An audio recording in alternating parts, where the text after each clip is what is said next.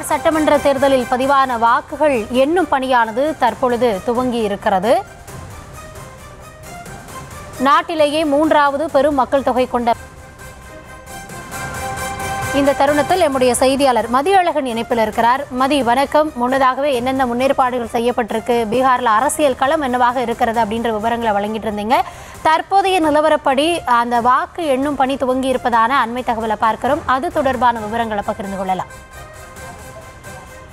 பீகாரில் 243 தொகுதிகளில் பதிவான வாக்குகளை எண்ணும் பணியானது தொடங்கி இருக்கிறது. பீகாரில் இருக்கக்கூடிய மொத்தம் 38 மாவட்டங்களுக்கும் சேர்த்து மொத்தம் 46 வாக்கு எண்ணும் மையங்கள் அமைக்கப்பட்டிருக்கின்றன. இந்த 46 வாக்கு எண்ணும் மையங்களிலும் தற்பொழுது வாக்கு எண்ணிக்கையானது தொடங்கி இருக்கிறது. முதலில் தற்பொழுது தபால் வாக்குகள் எண்ணப்பட்டு வருகின்றன. அதனைத் தொடர்ந்து மின்னணு வாக்கு இயந்திரத்தில் பதிவான வாக்குகள் எண்ணப்படும். பீகாரை பொறுத்தவரை 1951 அதாவது சுதந்திரத்திற்கு பின் நடைபெற்ற முதல் தேர்தல் பீகாரில் 1951 ஆண்டு நடைபெற்றது. இந்த 1951 ஆண்டுக்கு பிறகு இதுவரை நடந்த சட்டமன்ற தேர்தல்கள் வரலாற்றிலேயே இந்த தேர்தலில் தான் அதிக அளவிலான வாக்குகள் பதிவாகி இருக்கின்றன. மொத்தம் 67.13% வாக்குகள் பதிவாகி இருக்கின்றன. இந்த வாக்குகள் யாருக்கு சாதகமாக இருக்க போகிறது? 5வது முறையாக நிதிஷ்குமார் முதலமைச்சராக பொறுப்பேற்பாரா அல்லது முதல் முறையாக முதலமைச்சராக தேஜஸ்வி யாதவ் பொறுப்பேற்பாரா என்ற கேள்வி இருக்கிறது. ஒருவேளை என்டிஏ கூட்டணி வெற்றி பெறும் பட்சத்தில் நிதிஷ்குமார் முதலமைச்சராக தொடர்வதற்கு பாஜக அனுமதிக்குமா உள்ளிட்ட பல்வேறு கேள்விகள் எழுந்திருக்கின்றன. அந்த கேள்விகளுக்கான விடை இன்னும் சற்று நேரம் முதல் வெளிவர தொடங்கும். தற்பொழுது தபால் வாக்குகள் என்ன தொடங்கப்பட்டிருக்கக்கூடிய நிலையில் 8:30 அல்லது 9 மணி அளவில் முன்னணி நிலவரங்கள் தெரிய வரும். அதனை தொடர்ந்து ஆட்சி அமைக்க போவது யார் அல்லது ஆட்சி அமைப்பதற்கான பெரும்பான்மையை எந்த கூட்டணி பெறப்போகிறது, எந்த கட்சி தனி பெரும்பான்மை பெறப்போகிறது என்பதெல்லாம் அனைத்திற்குமான பதில் 12 மணி அளவில் தெரியும் என்று நாம் எதிர்பார்க்கலாம்.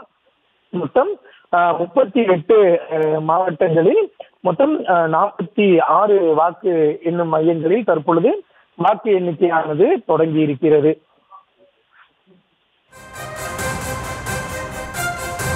மதி, நீங்க குறிப்பிட்டது மாதிரி தற்பொழுது அந்த வாக்கு எண்ணும் பணியானது துவங்கி இருக்கிறது. இதுவரை பீகார் அரசியல் வரலாற்றில் இல்லாத அளவிற்கு அந்த வாக்கு சதவிகிதம் அப்படின்றது பதிவாகி இருக்கிறது. இந்த முறை இந்த தேர்தலில் எஸ்ஐஆருக்கு பிறகாக நடைபெறக்கூடிய முதல் தேர்தல் அப்படின்ற அடிப்படையில் இந்த வாக்கு சதவீதம் அதிகமாக பதிவாகி இருப்பது எதை உணர்த்துகிறது? இந்த வாக்கு எண்ணிக்கை, அதாவது வாக்குப்பதிவு என்பது பீகாரில் இதுவரை சட்டமன்ற தேர்தல்கள் வரலாற்றிலேயே முதல் முறைதான் 67% வாக்குகள் என்பது பதிவாகி இருக்கின்றன. கடந்த 2020 ஆண்டு தேர்தலில் பதிவான வாக்குகளை விட கிட்டத்தட்ட 10% மேல் அதிகமாக பதிவாகி இருக்கிறது.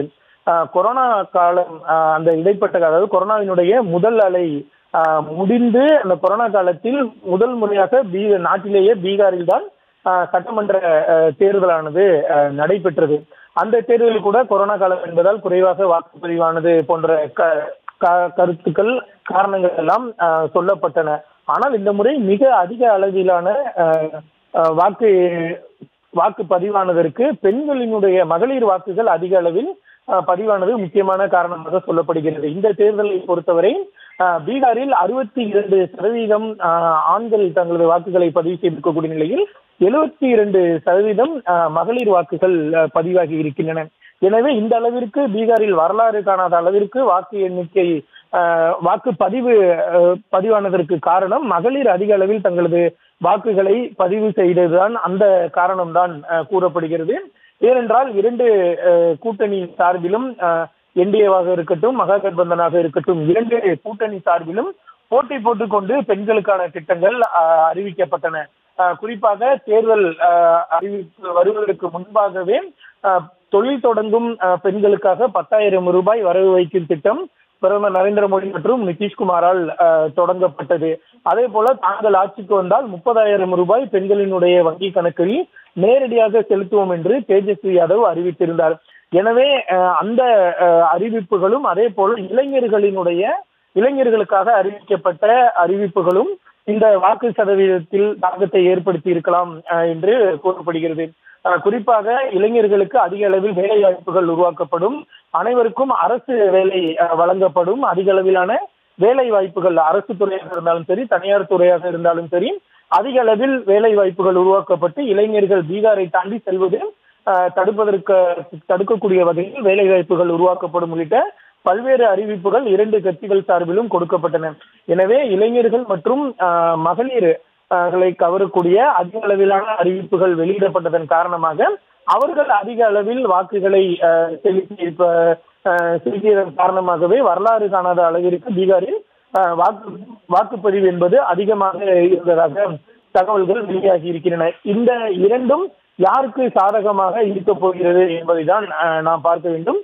பாஜகவை பொறுத்தவரை மகளிரினுடைய வாக்குகள் அதிகமாக இருக்கிறது. எனவே அவர்கள் தங்களுக்கு தான் வாக்களித்து இருக்கிறார்கள். ஏனென்றால் நாங்கள் அவர்களுக்கான திட்டங்களை அறிவித்திருக்கிறோம். எனவே மகளிர் வாக்குகள் தங்களுக்கு தான் என்று பாரதிய ஜனதா சார்பில் தெரிவிக்கிறது. ஆனால் அதே நேரத்தில் ஆர்ஜேடியை பொறுத்தவரை, அதாவது மகா கட்பந்தனை பொறுத்தவரை இளைஞர்களும் மகளிரும் தங்களுக்கு சரியான அளவில் தங்களுக்கு வாக்குகளை செலுத்தி இருக்கிறார்கள். எனவே தாங்கள் தான் வெற்றி பெறப் போகிறோம் என்று மகா கட்பந்தன் குறிப்பிட்டிருக்கிறது.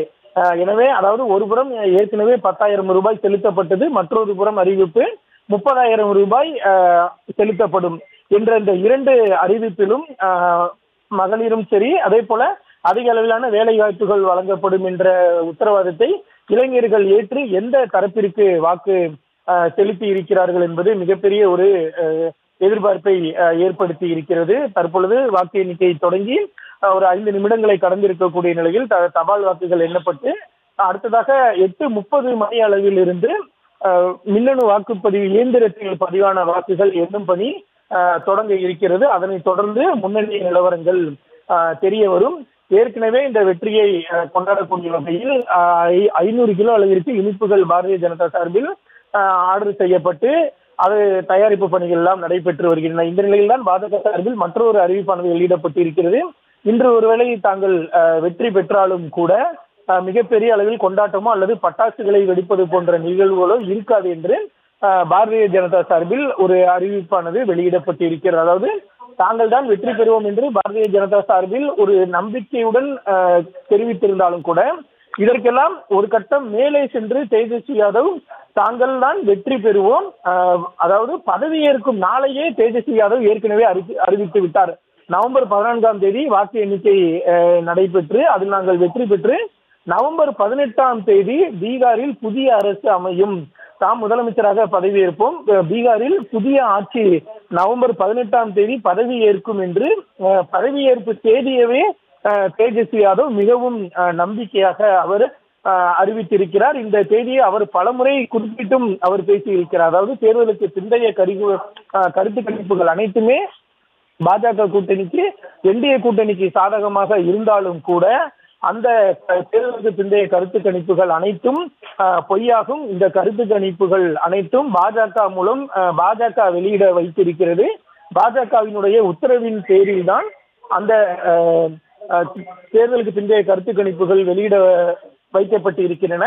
அந்த வகையில் அந்த தேர்தலுக்கு பிந்தைய கருத்து கணிப்புகளை பொய்யாக்கி நாங்கள் தான் வெற்றி பெறுவோம், இந்த தேதியில் தான் பதவியேற்பு என்ற அளவிற்கு தேஜஸ்வி யாதவ் மிகுந்த நம்பிக்கையுடன் இருக்கிறார். அதே போல காங்கிரஸ் கட்சியையும் பொறுத்தவரை இந்த தேர்தலில் கடந்த தேர்தல்களை விட அதிக அளவிலான இடங்களை வெற்றி பெறுவோம் என்று காங்கிரசும் நம்பிக்கை தெரிவித்திருக்கிறது. என்றால் கடந்த 2-3 தேர்தல்களை ஒப்பிடும் பொழுது காங்கிரஸ் கட்சி 30 இடங்களுக்கு மேல் பீகாரில் வெற்றி பெறவில்லை. எனவே இந்த முறை அதிக அளவிலான இடங்களில் வெற்றி பெறுவோம் என்று காங்கிரசும் நம்பிக்கை தெரிவித்திருக்கிறது. அதற்கு முக்கிய காரணம் ராகுல் காந்தியினுடைய பிரச்சாரம். அதாவது தேர்தல் தொடங்குவதற்கு முன்பாகவே எஸ்ஐஆர் அறிவிக்கப்பட்ட உடனேயே எஸ்ஐஆருக்கு எதிராக மிகப்பெரிய அளவிலான போராட்டத்தை